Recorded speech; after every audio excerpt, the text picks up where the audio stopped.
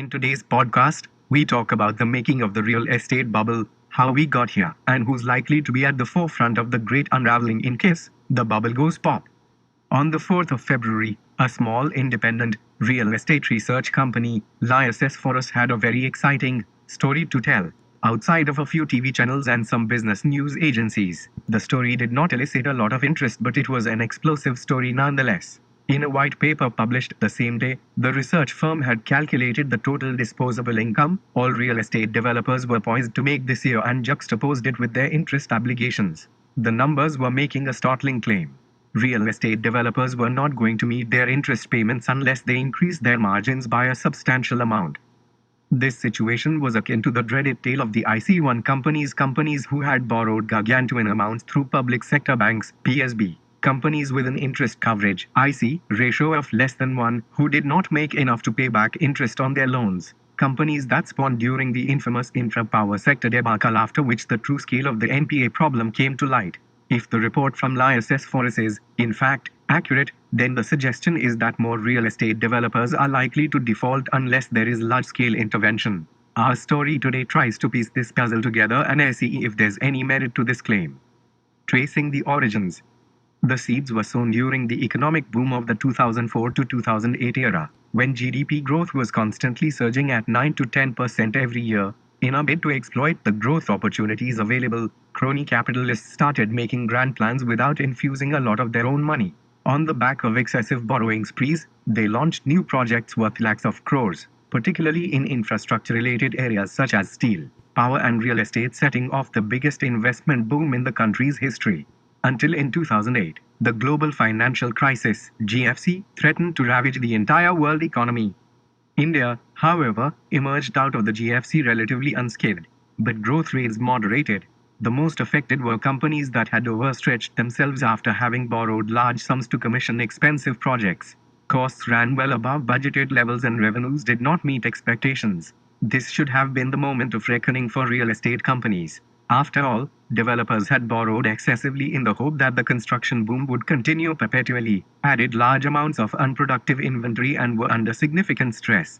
As if these problems were not enough, borrowing costs increased sharply. Firms that borrowed domestically suffered when the RBI increased interest rates to contain inflation, and firms that had borrowed abroad when the rupee was trading around 40 rupees dollar were devastated when the rupee depreciated, forcing them to repay their debts at exchange rates closer to 60 rupees to 70 per dollar. Where is the stress? With interest rates creeping up, accompanied by a national wave of second thoughts about big purchases, we should have seen a correction in prices and an eventual downturn in the real estate sector.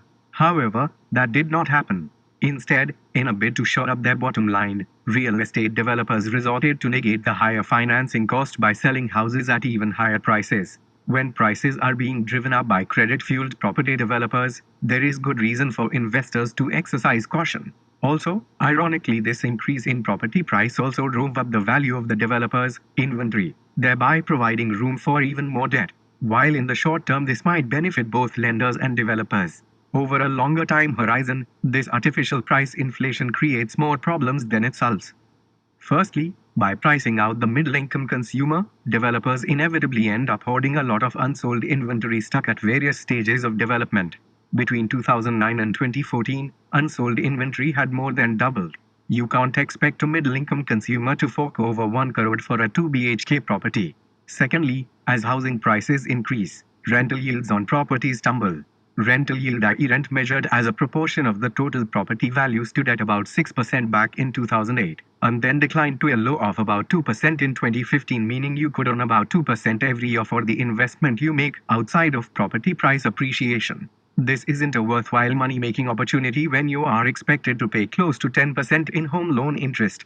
If prices don't appreciate disproportionately, you could end up losing a lot of money. Even if one were to assume that home ownership is a cultural phenomenon and only a symbolic investment endeavor, property prices can't keep appreciating forever.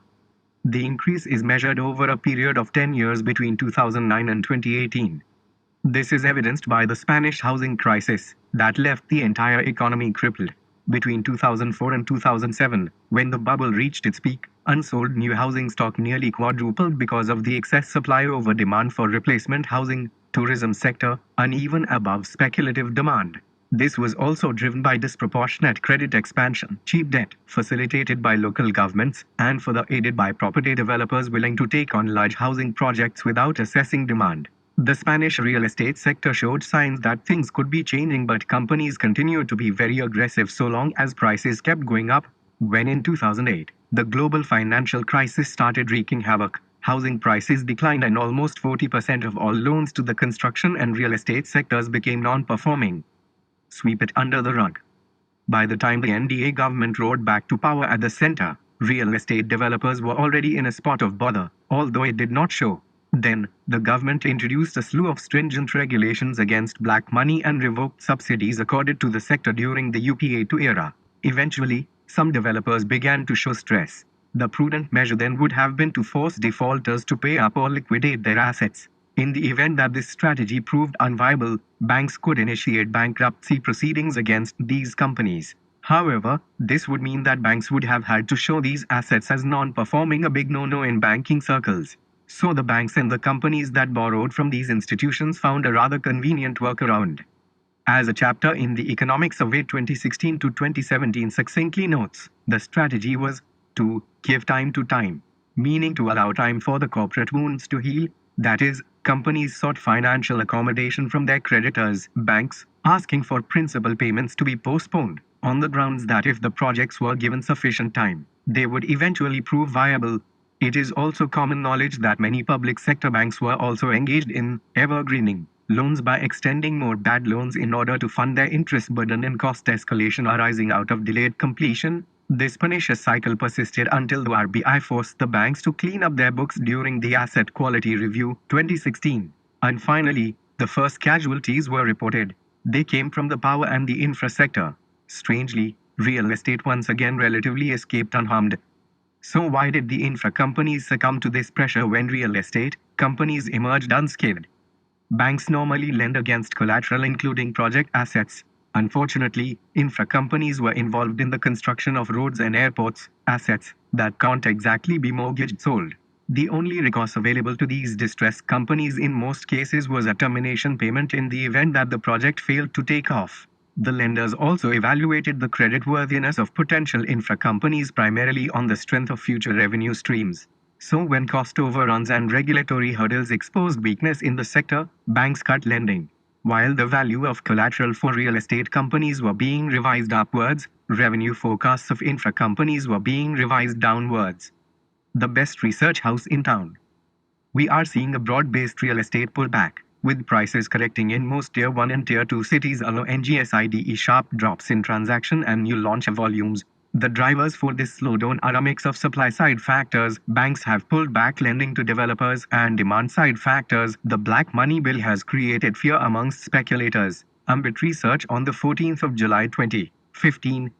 By 2015, Ambit Capital, one of India's best brokerage house corporate finance firm, had elaborated in great detail why they believed there was going to be a slowdown in the real estate sector.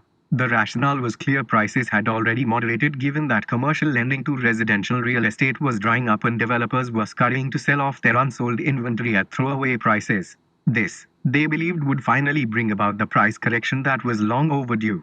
In the event that they did not sell their inventory at reduced prices, they would risk default, especially the developers who had borrowed extensively during the credit boom. Let's consider for a moment that this was how history panned out post-2015. If developers were in fact forced to sell off their assets at cheap prices to repay their debt obligations, housing prices would see a steep and quick decline. But when property prices drop, developers have to revalue all of their assets, even the unsold ones. This severely limits their ability to take on new loans for new investments because their assets are now worth less than they used to be. Such forced deleveraging, reducing debt burden, could oblige developers to sell off even more assets, resulting in a downward spiral of deleveraging and falling asset prices. In most cases, developers will simply throw up their hands, and the burden will be borne by banks that resorted to cavalier lending without adequately assessing risk. The bottom line NPAs start to show up as they did in the public sector banks post the infrastructure debacle. But despite Ambit's excellent prognosis, history did not quite pan out this way. Instead, as banks became wary of lending to real estate, private equity and NBFC stepped in to fill the void. NBFC's share of the total lending pie towards developer financing more than doubled in 10 years since 2009, from 25% to 55%.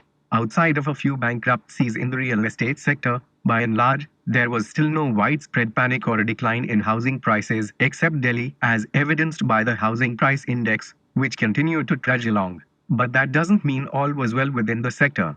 When the Real Estate Regulation and Development Act 2016 was passed into law by the Parliament, the pro-consumer legislation crippled developers.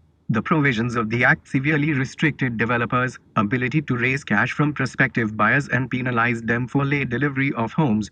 Although property prices still stood firm, land prices came under pressure because demand from the real estate sector was almost non-existent. Then demonetization hit the market, then GST, and we had an industry almost at its knees begging for some respite. In predictable fashion, sales stagnated, margins kept eroding, and the total debt continued to rise. Between 2009 and 2018, sales increases by 1.5x while debt moved up 3.3x. Yet, the lenders, especially the NBFCs, had very little to show for all the stress in the real estate market. Their books were still good. But how? NBFC malady times. While the public sector banks were mostly financing projects involved in the late stages of their development cycle, NBFCs were doling out loans to construction projects that had barely taken off. These were high-risk projects, and the persisting stress in the real estate markets should have resulted in a spike in NPAs more than what was being reported. However, as we have already noted, this wasn't the case. It seemed as if NBFC had taken a leaf out of public sector banks and were also evergreening refinancing loans. In another excellent report, Ambit details the accounts of several NBFCs that are engaging in daredevilry, or in other words, risky developer financing. The report carefully lays out a detailed explanation of how NBFCs have been getting around the whole NPA quagmire by being slick. The likes of Piramal and JM Financial are particularly vulnerable because of their high exposure to developer loans. Stress cities, where RE is under duress, and significant asset liability mismatches. We would have loved to run our own assessment on NBFC if we had all the data. Unfortunately, we are too poor to buy access primary data that might help us better understand the scale and magnitude of the crisis. So you will have to read the Ambit report if you want to know more about the risk profile of various NBFC. However, despite the obvious troubles, there are enough optimists out there thinking that the real estate sector is on the brink of a turnaround. Well, they do have a point. The cynics have been dissing real estate since 2014 now, and we are yet to see any meaningful deterioration in prices. Another contention is that despite the festering problems of NPAs stoked by the infrastructure and the power sector, at no point did we even come close to a full-blown crisis. There was no real fear of banks closing down, or an immediate need for liquidity support, or even street talk of large-scale intervention. Also, there is all this talk of affordable housing and the need to house millions who are still looking for quality shelter. Surely that will spur demand? Why should we fear this time around? There is no capital. Well, because we think this time it's different. During the infrastructure IC1 debacle, most of the problem was concentrated in the public sector banks that are ultimately backed by the sovereign government. The implicit guarantee accruing out of this relationship staved off panic, helped restore market confidence, and lending resumed as usual, except for some minor blips. So, even if they did engage in evergreening loans and reported large NPAs, they would still wiggle out of a crisis relatively unscathed. But when NBFCs try to sweep the problem under the rug, they are tempting fate because there is no sovereign backing. Most of these players have been issuing long-term loans by borrowing over ridiculously short time frames and rolling them over once they mature. In banking parlance, they call this running an asset liability mismatch, ALM, a grave offense during testing times. In the event that NBFCs find it difficult to raise funds, and they are finding it difficult to raise money post the IL&FS crisis, the refinancing evergreening malaise will have to unravel. Real estate developers will have no place to go except sell all their inventory at throwaway prices. We already saw how that ends, and it's not pretty. The last recourse for the optimist is the affordable homes narrative. Even if one were to assume that affordable homes will, in fact, hit the market and help reduce stress, we must evaluate the effect of these new low-price homes on the existing unsold inventory that's grossly overpriced. What happens to all the expensive stock? The obvious answer is that real estate developer will have to revalue this inventory, and we will see the development unfold through NP as and price declines. Residential This is what Pankaj Kapoor, the MD of Lays Forest, was hinting at when he said it feels that the situation of developers is akin to an elephant in a well which is unable to come out on its own. Somebody needs to replenish the well. But can we find cheap capital to refill the well?